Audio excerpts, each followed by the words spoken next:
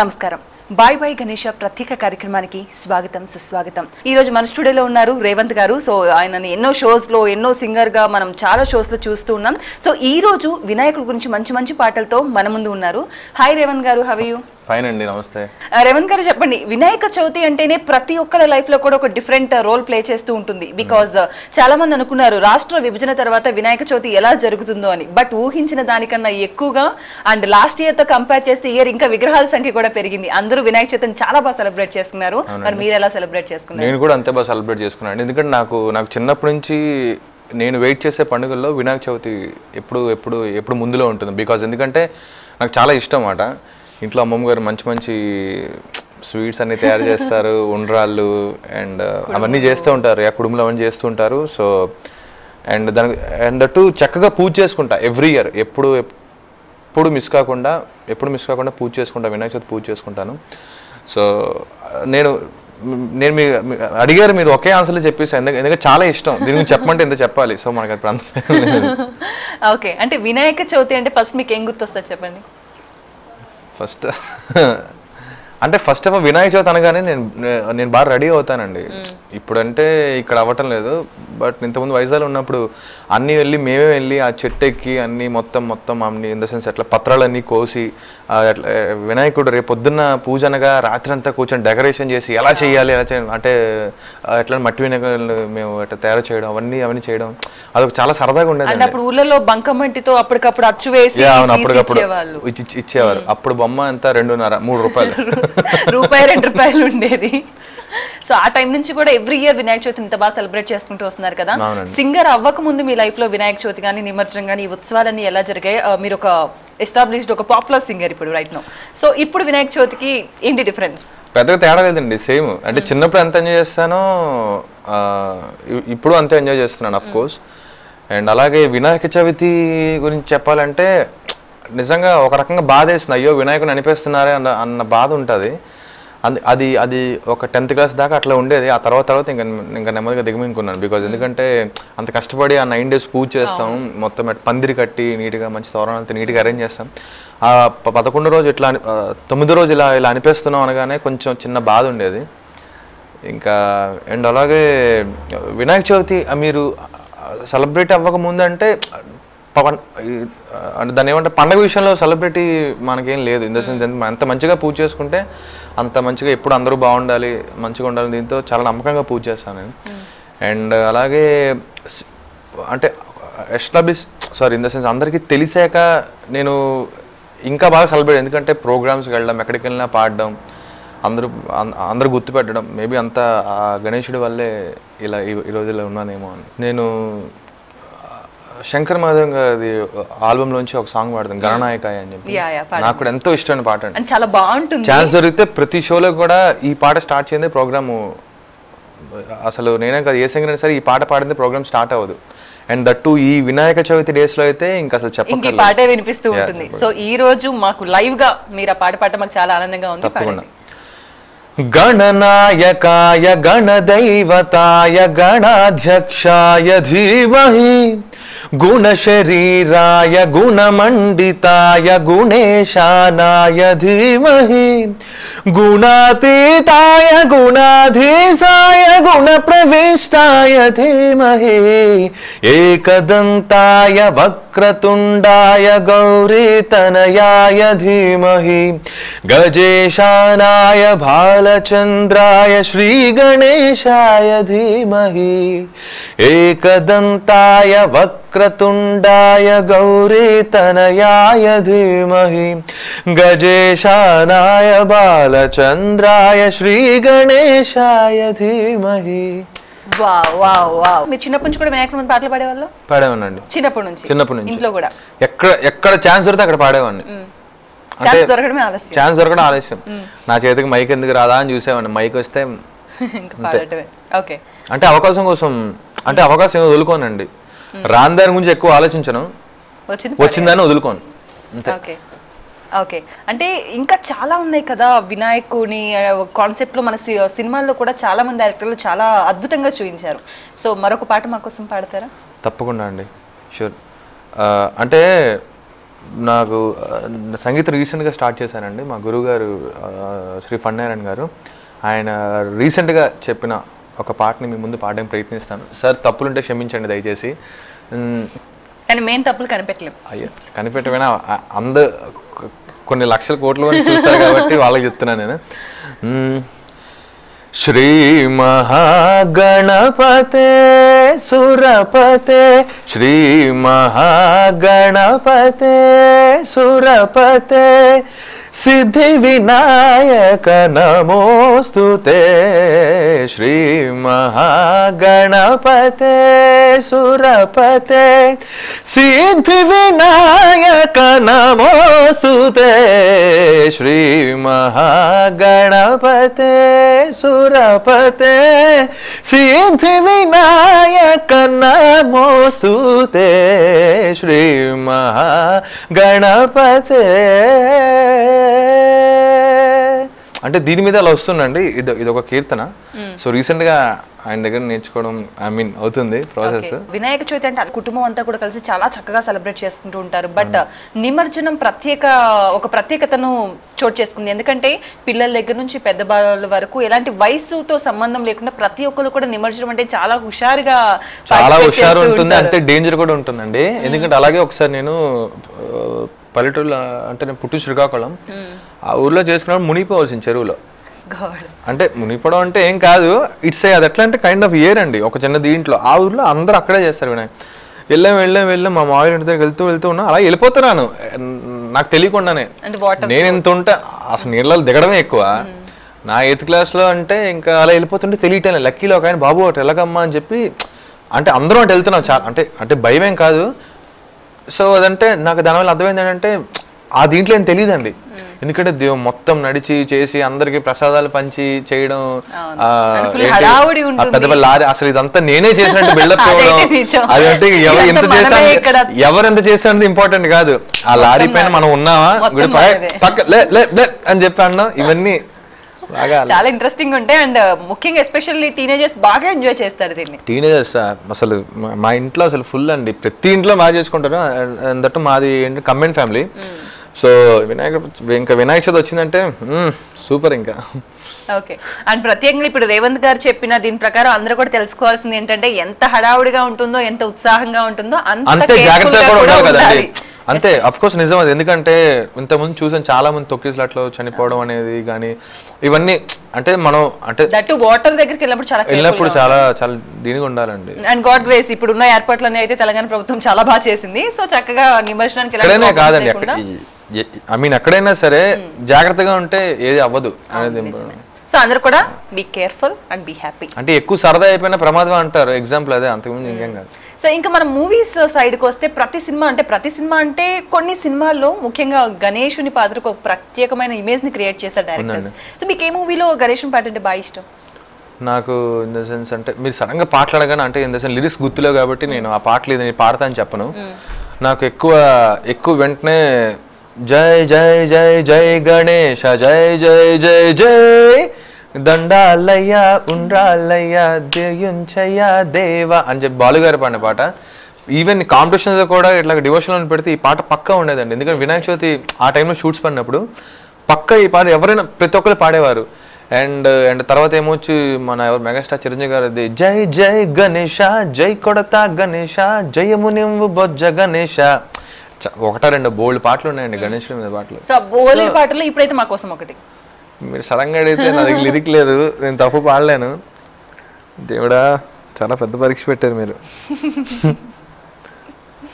Okay, నేను ఒక devotion ఆల్బమ్లో పాడానండి నా ఫస్ట్ దీంట్లో. వరములను సగే గణనాయక, కోర్కెలు తీర్చే సిద్ధిదాయక, వరములను సగే గణనాయక, కోర్కెలు తీర్చే సిద్ధిదాయక, కలిలో కష్టాలను దూరం చేసే రూపం నీవేగా, ఇలలో వెలసినావు బిక్కవోలు శ్రీలక్ష్మి గణపతిగా, గణేశం విఘ్నేశం శ్రీలక్ష్మి గణపతి నమామ్యహం అని పాట నేను పాడడం జరిగింది డివోషన్. చాలా బాగుంది. అంటే వినటానికి మీరు ఇచ్చిన పాజులు కానీ వింటూ ఉంటే ఒక ఇంకా అలా వెళ్ళిపోతూ ఉంది అప్పుడు ఇంకా వింటే బాగుండు అని. పాటలనే ఆగండి ఒకసారి స్టార్ట్ చేస్తే మా ఫ్రెండ్స్ అదే నన్ను చాలా తిడుతూ ఉంటారు, బాబాయ్ వీడి దగ్గర పాడడం మొదలెడితే ఇంకా అలా పాడుతూనే ఉంటాడు బాబాయ్ అని అంటూ ఉంటారు. అది కొంతమందికి అందరికీ నచ్చని రూల్ లేదు, కాకపోతే ఇంట్రెస్ట్ అండి. అది కొంతమందికి ఆగదు. ఎవరైనా ఇక్కడ ఉన్న వాళ్ళు ఎవరైనా పాడితే చాలు మనం పాడదాం అనేది దీనిలాగా ఉంటుంది. అందుకని చెప్పాను కదా, మైక్ దొరికితే వదలకూడదండి. కానీ మేము వెయిట్ చేస్తున్నాం మీరు ఇంకా నెక్స్ట్ ఏం పాడబోతున్నారు అని చెప్పేసి, ఇంకా నెక్స్ట్ ఏంటి ఇంకేం పాట అని. ఇప్పుడైతే నా కోసం ఏదన్నా సినిమాలో అంటే లిరిక్స్ మీకు గుర్తున్నా గుర్తులేకపోయినా పాట అయితే పాడండి ప్లీజ్. ఇప్పుడు మీకోసం పాడాం ఈ పాట. సినిమాలో అంటే నన్ను తిట్టుకుంటారండి, ఏంటి లిరిక్స్ నన్ను తిట్టుకోండి ప్లీజ్. రేవంత్ గారిని తిట్టుకోవద్దు, నన్ను తిట్టుకోండి. సినిమాలో అంటే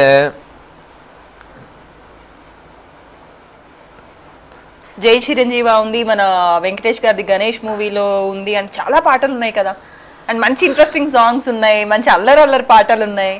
ఏమంటే ఓ పని చేయండి, 2-3 పాటలు గుర్చేయండి ఒకసారి. ఇప్పుడు మీరు చెప్పింది 2 పాటలే చెప్పాలి. అది అయిపోయింది చెప్పేసాను, అందుకే అన్నారు. దండాలయ్యా ఉండాలయ్యా దీవించయ్యా దేవా మీ అండా దండా ఉండాలయ్యా నా త్రోవా పిండి వంటలారగించి తన నానే నానా. అది ఎందుకండి అనవసరంగా సగం ఇది మీకు ఎంతవరకు న్యాయం అండి? పిలిచింది ఎంతలా అవమానిస్తున్నా నాకు అర్థం కావట్లేదు. అంటే మీకు విషయం అర్థం కావట్లేదండి. ఇప్పుడు ఎలుక ఉంటది, ఒక కొండ ఉంటది. అంటే మీ నా నుంచి కొత్తదనాన్ని కోరుకుంటున్నారు. అంటే రాని పాటను కూడా పాడించి అదే చెప్పట్లేదు. ఇప్పుడు ఒక ఎలుక ఉంటది, ఒక ఏనుగు ఉంటదండి. ఎలుక గొప్పదనం ఏనుగు తెలుసు, ఏనుగు గొప్పదనం ఎలుక తెలుసు, కానీ ఎలుక ఏనుకన్నా మించి వెళ్ళలేదు కదా. కాబట్టి మీరు నా ముందు ఏది పాడినా కూడా ఏమి ఉండదు. అంటే ఇప్పుడు అర్థం కావట్లేదు, ఇక్కడ ఎలుక ఎవరు? నేనే ఎలుక ఏనుగు. ఎందుకంటే నేను సంగీతంలో కాదు కదా, కనీసం ఓనమాలు దిద్దాలన్న ఆలోచన కూడా నాకు లేదు. బట్ నేను కూడా మొన్న యాక్షన్ దిద్దామండి. ఇప్పుడు నెక్స్ట్ బీకి వెళ్తున్నాను. బీ కన్నా వెళ్తున్నారు కదా, నేను ఇంకా స్కూల్లోనే జాయిన్ అవ్వలేదు. పర్లేదండి, నాకు తెలిసిన స్కూల్ జాయిన్ చేయిస్తాను. Very good. ఫీజులు కూడా మీరే కట్టండి సార్. సో ఇంకా ఏంటి అంటే నిమజ్జనం టైంలో మీకు బాగా గుర్తున్న మెమరబుల్ మూమెంట్ ఏంటి? ఇన్ని ఇయర్స్ లో మీరు చాలా నిమజ్జనాలు. నేను అంటే నా స్కూల్ లైఫ్ అంటే కాలేజ్ లైఫ్ అని చెప్పను, అసలు చెప్పను కాలేజ్ లైఫ్ అని. స్కూల్ లైఫ్ అయితే బాగా ఎంజాయ్ చేశానండి. ఎక్కువ ఇంట్లో 9 days పూజ చేయడం. అంటే ఇప్పుడు అంటే ఇంతలే చిన్నప్పుడు అయితే రెగ్యులర్గా పొద్దున సాయంత్రం దీపం పెట్టి అండ్ రెగ్యులర్గా బాగా పూజ చేసి అండ్ ఇంట్లో అందరం కలిసి ఒకే చోట పూజ చేసుకొని. అండ్ మా అమ్మమ్మ గారు స్వీట్స్ బాగా చేసేవారండి. ఐ మీన్ ఆ ఉండ్రాళ్ళని అండ్ అంటే నూలుపప్పు బెల్లంతో చేసేవారు అండ్ అలాగే రస్కోర్ ఐటెంతో కూడా చేసేవారు. సో అందరూ వెయిటింగ్ దాని గురించి. అవి అట్లా వాయిల్ వేస్తానే ఉంటాం, ఇక్కడ తింటానే ఉంటాం. తీరా చూస్తే అక్కడ ఏమి ఉండవు. సాయంత్రం పెట్టేవాళ్ళ లేదంటే దేవుడు ప్రసాదం పెడతామండి. కాకపోతే పొద్దున్న పెట్టిన ప్రసాదం సాయంత్రం కూడా మేమే తినేస్తాం, అది వేరే విషయం. మిగిల్చేవాళ్ళు కాదు. ఏమండి ఇప్పుడు దేవుడు తిన్నా మనం తిన్నా ఒకటే, అంతే కదండి? అంతే కదా. చెప్పారు. Very good. చెప్పండి, కంటిన్యూ చేయండి. ఎందుకంటే అనవసరం నా చేత మీరు ఇలాగా చిచ్చి నిజాలు చెప్పించేస్తున్నాను. మాకు కూడా నిజాలే కావాలి. నేను కూడా నిజాలే మాట్లాడతానండి. ఏదో పెట్టుకుని ఏదో మాట్లాడితే అంటే చాలా మంది చూస్తున్నారు కదా అని చెప్పి నేను ఏదో మాట్లాడితే జనాలకు తెలిసిపోతుంది. దానికన్నా ఉన్నట్టు మాట్లాడితే హ్యాపీ కదా. దానికి మించింది ఇంకోటి లేదు. ఐ థింక్ ఇంకోటి లేదు. సో ఉండ్రాలు తిన్నారు నెక్స్ట్. అండ్ దట్టు బాగా ఎంజాయ్ చేసానండి. అండ్ ఎక్కడెక్కడ ఆ ఉన్న ఏరియాలో ఎక్కడ గణేషులు అన్ని టెంపుల్కి వెళ్ళేవాళ్ళం. ఇంకా మెయిన్ థింగ్ ప్రసాదం కోసం వెళ్ళేవాళ్ళండి. బ్యాచ్లు అంటే స్కూల్ నుంచి దగ్గర ప్రసాదం వచ్చింది, నెక్స్ట్ విగ్రహం అన్ని కలిపి ఒక దగ్గర పోగేయడం, తినడం. Very good. చక్కగా పేపర్ పరుచుకొని బాగా బ్రహ్మాండంగా. అక్కడ కూడా అమ్మో ఎవరు ఎక్కువ తినేస్తారు అలా ఏం లేదండి, అలా ఏం లేదు. ఓకే. అంటే నిమజ్జనం అంటే ఒక్కొక్క టెంపుల్లో ఒక్కొక్క గణేష్ విగ్రహం దగ్గర ఒక్కొక్క టైప్ శనగలు కొంతమంది పెడతారు, కొంతమంది పులిహార పెడతారు, కొంతమంది చక్రపొంగ పెడతారు. ఎవరేది పెడితే అది దేని వదిలేవాళ్ళం కాదు. అదేదో అంటారు కదా, మన ఇంట్లో తింటే 2 కూరలే, అలాగే అన్ని చోట్లకి వెళ్తే 100 కూరలు అన్నట్టు.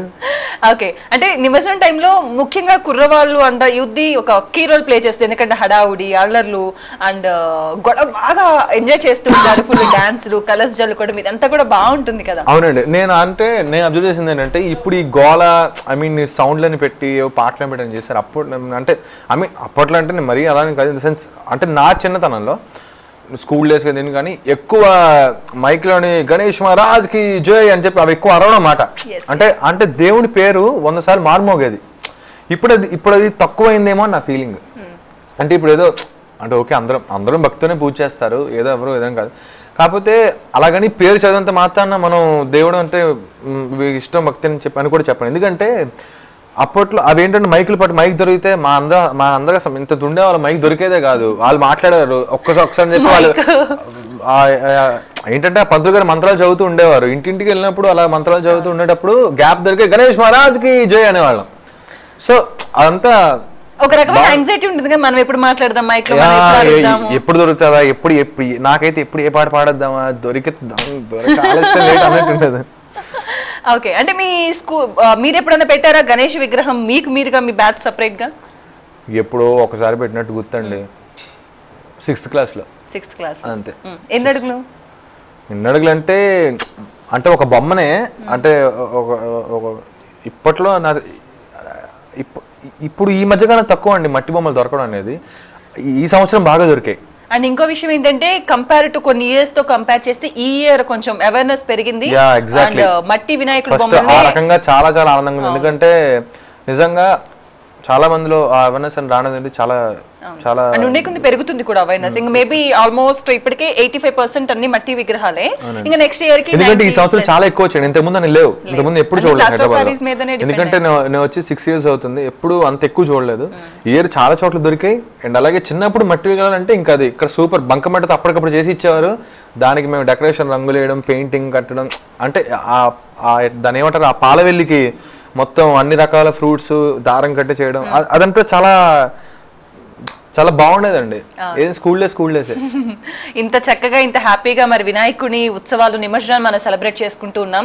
వినాయకుడిని అందరూ కూడా సాగరంపడానికి కొంచెం బాధ అయినప్పటికీ కూడా తప్పదు పాపం. మరి వాళ్ళ బాధను పోగొట్టాలంటే మీరు మరొక పాట పాడాలి కదా. మరి ఆయన అంటే 9 రోజుల నుంచి జనాల్ని పూజలు అన్ని తీసుకొని పాపం ఆయన కూడా రెస్ట్ కావాలి కదండి. ఇప్పుడు మళ్ళీ గణేష్ పాటే పాడాలా?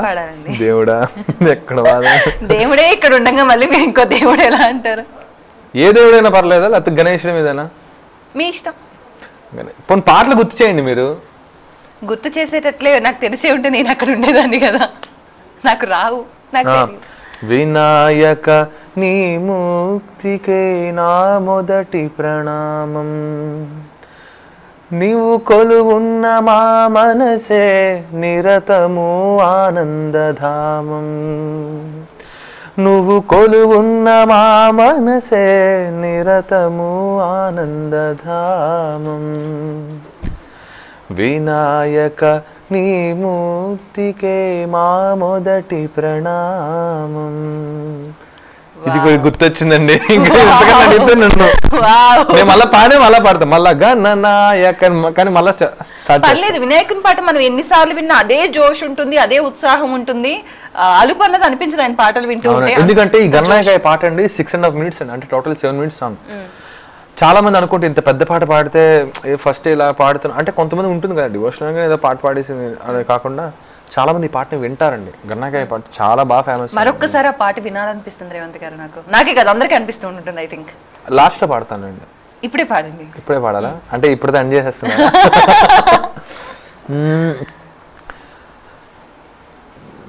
చరణం నుంచి పాడతా, ఇందులో పల్లం కాబట్టి. గాన చతురాయ గాన ప్రాణాయ గానాంతరాత్మనే గానోత్సుకాయ గానమర్త్యాయ గానోత్సుక మనసే గురు పూజితాయ గురుదైవతాయ గురుకులస్థాయినే గురు విక్రమాయ గుహ్య ప్రవరాయ గురవే గుణగురవే గురు దైత్య గళ క్షేత్రే గురు ధర్మ సదా రాజాయ గురుపుత్ర పవిత్రాత్రే గురు పాఖండ ఖండకాయ గీత సారాయ గీత తత్వాయ గీత గోత్రాయ ధీమహి గూఢగుల్పాయ గ్రంథమత్యాయ గోజయ ప్రధాయ ధీమహి గుణాతీతాయ గుణాధీశాయ గుణ ప్రవిష్టాయ ధీమహి ఏకదంతాయ వక్రతుండాయ గౌరీతనయాయ ధీమహి గజేశానాయ బాలచంద్రాయ శ్రీ గణేశాయ ధీమహి ఏకదంతాయ వక్రతుండాయ గౌరీతనయాయ ధీమహి గజేశానాయ బాలచంద్రాయ శ్రీ గణేశాయ ధీమహి. వావ్, నిజంగా అసలు బోర్ అన్నది అనిపించదు ఆ పాట వింటూ ఉంటే, అలా వినాలి వినాలి అన్న ఇది ఉంటుంది. రాయడం కూడా అన్ని సాంస్క్రిట్ వర్డ్స్ కదండి, సో చాలా మంచి పాట, చాలా చాలా. సో అంత మంచి పాటలు మా కోసం పాడారు రేవంత్ గారు, thank you so much. And ఇంత బిజీగా ఉన్నప్పటికీ మేము పిలవగానే వచ్చి మా ఆడియన్స్ ఇంత సంతృప్తిగా, అంటే నిజంగానే 9 రోజులు మనం చక్కగా వినాయకుడిని ఎంతో బుజ్జి గణపతిని మనం పూజించుకుంటూ ఉన్నాం. బట్ ఈ రోజు సాగరంపాలంటే ప్రతి ఒక్కరు కూడా బాధపడుతూ ఉంటారు. బట్ ఆ బాధని మీ పాటలతో కొంతవరకు తగ్గించారు ఒక రకంగా చెప్పాలంటే. థ్యాంక్స్ అండి మీరు. Thank you so much. వినాయకుడు అంత మంచి మంచి పాటలు. ఇప్పుడు నిజం చెప్పండి. ఇప్పుడు ఇంకా ఆఫ్ అవ్వలేదు. నిజంగానే నేను ఫీల్ అయ్యే చెప్తున్నాను. నిజంగా నేను కూడా ఇష్టంతో పాడాను, తప్పులు అనే ఉంటే నా దయచేసి క్షమించండి. బట్ కానీ అంటే ఇన్ ద సెన్స్ ఆ దేవుడి పాటలు అనగానే కొంతమంది అలాగా అయిపోతాయండి, అది అంతే. ఎందుకంటే డివోషనల్ ఆల్వేస్ డివోషనల్ పాటలు అనేవి మనసుకి ఎప్పుడు ఇంపుగా ఉంటాయి, అందరికీ మంచి జరగాలని. అలాగే ఈ ఖైరతాబాద్ విగ్రహం సంవత్సరాంతాలు ఇంకా ఉండాలని చెప్పి అందరూ హ్యాపీగా ఉండాలి. ఎవరు ఏ రంగాల్లో అనుకుంటున్నారో మంచిగా అనుకుంటున్నారో వాళ్ళ రంగాల్లో స్థిరపడాలి మనస్ఫూర్తి కోరుకుంటూ అందరూ హ్యాపీగా ఉండాలండి. ఈ సందర్భంగా వనితా ఛానల్ పిలిచేందుకు నిజంగా చాలా చాలా ఆనందంగా ఉంది. ఫైనల్ గా ఆడియన్స్ మీరు ఏం చెప్పదలుచుకున్నారు? ఇంకా అయిపోయింది చెప్పేసాను, అందరూ బాగుండాలని చెప్పాను. కేర్ఫుల్ గా ఉండండి, జాగ్రత్త. ఓకేనండి. సో నేను ఇప్పుడు కాసేపు యాంకర్ పాత్రను పోషిస్తున్నాను. సో అందరూ చాలా జాగ్రత్తగా ఉండండి, ఎందుకంటే ఎటువంటి తొక్కిసలాట జరగకుండా పోలీసు వాళ్ళు ఇప్పటికే చాలా భద్రత అని అండ్ అలాగే చాలా చాలా చాలా చాలా చాలా చాలా బందోబస్తు ఉంది ఈసారి అంటే మునుపటి సంవత్సరం కన్నా. సో అందరూ చాలా జాగ్రత్తగా ఉండండి. మా యాంకర్ అదే చెప్పారు, నేను అదే చెప్తున్నాను. సో అందరూ ఎంజాయ్ చేయండి, కానీ జాగ్రత్తగా ఉండండి. So thank you so much Revanth గారు, మీరు ఇలా మా స్టూడియోకి రావడం, ఇలా లైవ్ గా మా ముందు పాటలు పాడడం మాకు చాలా చాలా సంతోషంగా ఉంది. Thank you so much. నాకు కూడా చాలా ఆనందంగా ఉంది, ఎందుకంటే ఎటువంటి సినిమా పాటలు లేకుండా అలాగా పాటలు పాడడం అనేది ఇది ఒక కొత్త. సో ఈ వనితా ఛానల్ రకంగా మీరు నన్ను ఇక్కడ పిలవడం, నేను పాడడం నాకు కొత్త డిఫరెంట్గా ఉంది, చాలా ఆనందంగా ఉంది. అలాగే ఇక నెక్స్ట్ వినాయక చవితికి ఇంకా రేవంత్ గారు తప్పకుండా మీకు బోల్డ్ పాట మీ లోపల మా గురువు గారి దగ్గర నేర్చుకుంటాను. నెక్స్ట్ టైం ఇలా ఇంటర్వ్యూకి వచ్చినప్పుడు వినాయకుడు మీద పాటలు ఏమైనా అనుకొని అప్పుడు వస్తాను మీ దగ్గరికి. Very good. ఒక 4-5 పేపర్లు పట్టుకొని వచ్చేస్తారు. పేపర్ ఎందుకంటే బంచ్ వస్తాను. Thank you so much. ఇంకా ప్రతి వినాయక చవితికి మీ కెరియర్ అలాగే బిల్డ్ అవుతూ ఉండాలని, అండ్ ఖైరతాబాద్ విగ్రహం 1 అడుగు నుంచి 60 అడుగులకి ఎలా చేరిందో మీ కెరియర్ కూడా అలాగే రీచ్ అవ్వాలని కోరుకుంటున్నాం. Thank you so much and all the very best. అలాగే నివేశనకి మీరు కూడా వెళ్ళి చూసి బాగా ఎంజాయ్ చేయండి కేర్ఫుల్ గా. తప్పకుండా మీరు వస్తున్నారు కదా? Yeah sure. పదండి ఇద్దరం వెళ్ళిపోదాం. ఓకే. సో చూసారు కదండి, బాయ్ బాయ్ గణేష్ ప్రత్యేక కార్యక్రమం రేవంత్ గారితో స్పెషల్ చిట్ చాట్. సో అందరూ చూస్తూ ఉన్నారు అండ్ మార్నింగ్ నుంచి చూస్తూ ఉన్నారండి. హైదరాబాద్ అంతా కూడా కోలాహలం నెలకొంది. అందరూ కూడా ఎంతో హడావుడిగా ఎంతో ఉత్సాహంతో వినాయకుడిని చిన్న విగ్రహం దగ్గర నుంచి భారీ విగ్రహాల వరకు కూడా సాగనంపుతూ ఉన్నారు.